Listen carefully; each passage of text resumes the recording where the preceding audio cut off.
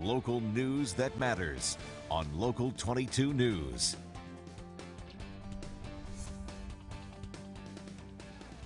At this place in history, we're in Essex with Executive Director of the Vermont Historical Society, Steve Perkins. Steve, we're on the side of 289. What are we doing out here? We're standing on the side of an unfinished highway. I think we kind of have a tradition of doing unfinished highways every couple of years. So I thought I'd talk about some more recent history and this road in particular.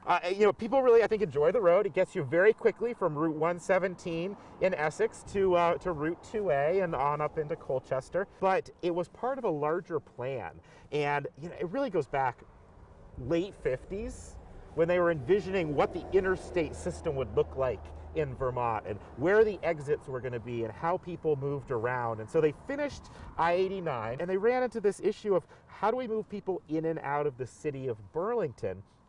And so in previous spots, we've talked about the Southern Connector, or Champlain Parkway, or Beltline, even they called it at one point. This circumferential highway was meant to link into all of that and connect I-89 in Williston all the way up and around to 127 in Colchester. And of course, if the whole highway system was done, that would be a complete circle around Burlington. One of the big drivers for this highway was IBM coming to Vermont. Now, IBM was one of the biggest employers in the state, and thousands of people were driving to this large plant, which is almost the size of a town itself. And so that really drove the need for having a highway like this, because all of the little roads, Route 2A, North Williston Road, were becoming overwhelmed with traffic. I think a lot of people are familiar with at least some of the details of this story, but newcomers, they ask, why are there all these short segments of highways not connected? So what happened? I mean, for all of them, we've created lots of plans, and then things changed over time. It takes a long time to build a highway. For this highway in particular, the funding model changed a couple times. So originally it was federally funded. So in 1973, it was designed. And it was going to be federally funded. It was going to be I-289. It ended up costing a bit more, and so in the mid-'80s, the Vermont State Legislature put money into the project, and it became Vermont 289. They ended up breaking up into segments, and they gave them letters, A through J. And the first chunk completed was this piece in Essex. And so it was finished. In 1993, this opened, and there were full plans for the Williston section to get completed, and then the last loop was going to be done up through Colchester.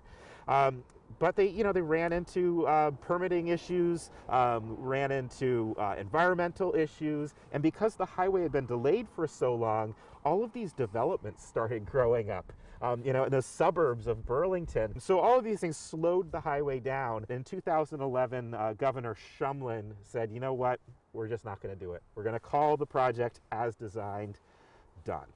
So where we're standing right now is a pull-off, or maybe like a little rest area, you could call it, closer to the 117 side. But you said that there's some evidence around here of what could have been. We're on what feels like a pull-off right now, but it was originally designed as an exit. Oh. So there was going to be an exit here that led over to Sand Hill Road.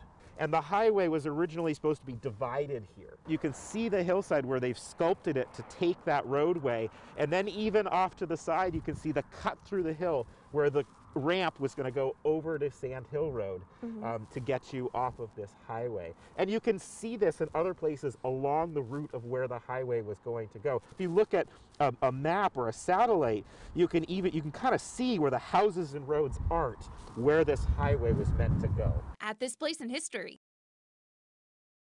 Local news that matters on Local 22 News.